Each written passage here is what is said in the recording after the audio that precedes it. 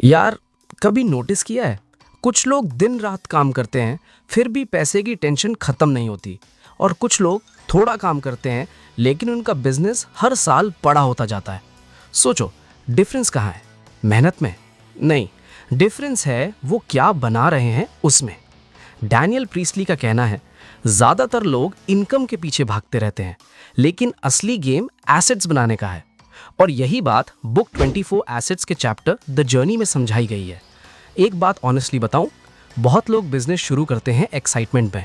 Laptop लिया, लोगो बनाया, Instagram page बना लिया, फिर लगा अब पैसा आएगा। लेकिन कुछ महीनों बाद रियलिटी शुरू होती है।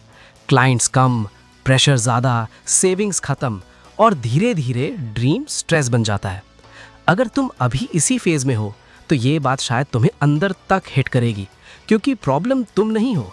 प्रॉब्लम ये है कि तुम्हें जर्नी समझाई ही नहीं गई। और इस चैप्टर में पूरी जर्नी एक्सप्लेन की गई है। कहाँ लोग फंसते हैं, कहाँ टूटते हैं, और कहाँ स्मार्ट लोग गेम बदल देते हैं। वैसे एक छोटा सा क्वेश्चन, अगर आज तुम्हारी इनकम रुक जाए तो कितने महीने सर्वाइव कर लोगे? सच सच सोचना। और अगर ये बात थोड़ी भी रिलेटेबल लगी तो वीडियो को लाइक कर देना, क्योंकि ऐसी बातें स्कूल नहीं सिखाता। सबसे पहला स्टेज, स्टार्टअप।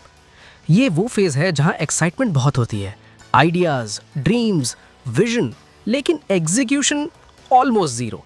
हर इंसान को लगता है मैं कुछ बड़ा करूंगा, लेकिन प्रॉब्लम यहाँ शुरू नहीं होती। असली प्रॉब्लम अगली स्टेज में आती है, विल्डरनेस।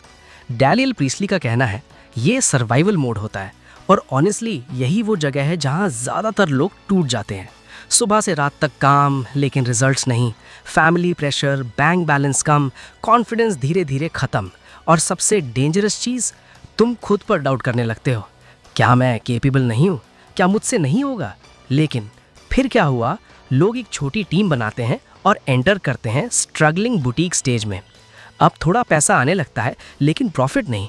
क्यों? क्योंकि बिजनेस ओनर सब कुछ खुद कर रहा होता है, सेल्स भी, कॉल्स भी, डिलीवरी भी, मार्केटिंग भी। और यही सबसे बड़ा ट्रैप है। बाहर से बिजनेस दिखता है, अंदर से जॉब चल रही होती है, बस डेजिग्नेशन बदल जाता है, एम्प्लॉय से ओवरवर्क्ड फाउंडर। अब यहाँ एक इंपॉर्टेंट बात आती है। इस वीडियो में इसी प्रॉब्लम का सोल्यूशन मिलेगा। कैसे समझना है कि तुम किस स्टेज में हो और कैसे निकलना है। स्टेप 1, अपनी रियलिटी एक्सेप्ट करो। ये मत बोलो सब बढ़िया चल रहा है। नंबर्स देखो, प्रॉफिट देखो, टाइम देखो, स्ट्रेस देखो। अगर बिजनेस तुम्हारे बिना नहीं चल सकता, तो तुम्हारे पास बिजनेस नहीं है, तुमने अपने लिए एक एक्सपेंसिव नौकरी बनाई है। स्टेप 2, एसेट्स बनाना शुरू करो। डैनियल प्रीस्ली का कहना है इनकम टेम्पररी होती है, एसेट्स लॉन्ग टर्म होते हैं। Example, content, brand, system, team, process. ये वो चीजें हैं जो तुम्हारे सोते समय भी काम करती हैं। और यहीं से अगला स्टेज शुरू होता है, लाइफस्टाइल बुटीक। अब इमेजिन करो, तुम हर छोटी चीज खुद नहीं कर रहे, टीम सपोर्ट कर रही है, क्लाइंट्स ट्रस्ट करते हैं, रेवेन्यू स्टेबल है, और सबसे इंपॉर्टेंट, तुम्हारे पास टाइम है। यही वो लाइफ है जो बाहर से ग्लैमरस दिखती है, लेकिन यहाँ पहुँचने के पीछे सालों की इनविजिबल मेहनत होती है। और फिर आता है डेंजरस स्टेज, द डेजर्ट। नाम सुनकर ही समझ आ रहा होगा, ये वो जगह है जहाँ बिजनेस बीच में फंस जाता है। छोटा भी नहीं, बड़ा भी नहीं। एक्सपेंसेस बढ़ गए, ऑफिस बढ़ा, टीम बढ़ी, लेकिन रेवेन्यू उतना नहीं। और यहीं सबसे ज़्यादा एंजाइटी होती है, क्योंकि बाहर सबको लगता है कि भाई ग्रो कर रहा है, लेकिन अंदर कैश फ्लो टूट रहा होता है। और यही रीज़न है कई बिजनेस अचानक बंद हो जाते हैं। अब यहाँ एक कैलकुलेशन समझो। मान लो एक फाउंडर अकेला काम करके हर महीने 1 लाख कमा रहा था। एक्सपेंसेस थे 20,000, प्रॉफिट बचा 80,000। अब उसने टीम हायर की, ऑफिस लिया, टूल्स लिए। अब रेवेन्यू हुआ 3 लाख। सुनने में अच्छा लग रहा है, लेकिन एक्सपेंसेस हो गए 2.5 लाख, प्रॉफिट सिर्फ 50,000। काम ज़्यादा, स्ट्रेस ज़्यादा, प्रॉफिट कम। यही डेजर्ट फेज है। और अगर यहाँ सिस्टम्स नहीं बने तो बिजनेस कोलैप्स कर सकता है। स्टेप 3, सिस्टम्स बनाओ। हर काम प्रोसेस से करो, ताकि बिजनेस तुम्हारे मूड पर डिपेंड ना करे। यही चीज़ आगे लेके जाती है परफॉर्मेंस स्टेज में, जहाँ स्ट्रॉन्ग टीम होती है, एसेट स्ट्रॉन्ग होते हैं, और बिजनेस स्केलेबल बन जाता है। डैनियल प्रीस्ली का कहना है यहीं रियल वेल्थ बनती है। अब एक बहुत इंपॉर्टेंट बात, हर इंसान को यूनिकॉर्न कंपनी नहीं बनानी, और ना ही सबको करोड़ों की वैल्यूएशन चाहिए।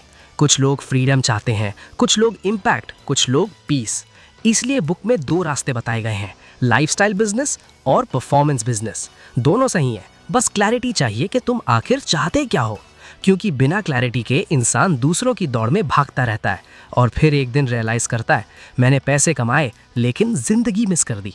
वैसे अगर तुम्हें ऐसी finance book chapter by chapter समझनी है तो इस चैनल को सब्सक्राइब करें, क्योंकि आगे के चैप्टर्स और डेंजरस होने वाले हैं।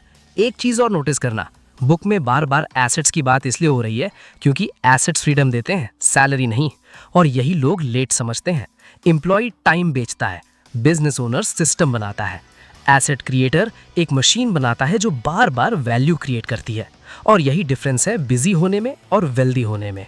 चैप्टर द जर्नी की सबसे पावरफुल बात क्या थी पता है? हर स्टेज प्रिडिक्टेबल है। मतलब अगर तुम्हें पता है तुम कहाँ हो तो तुम्हें ये भी पता चल सकता है आगे क्या आने वाला है। और शायद यही अवेयरनेस किसी इंसान को फाइनेंशियली बचा सकती है, क्योंकि कई लोग मेहनत की वजह से नहीं हारते, डायरेक्शन ना होने की वजह से हारते हैं। नेक्स्ट चैप्टर के लिए कमेंट करें चैप्टर पार्ट 2।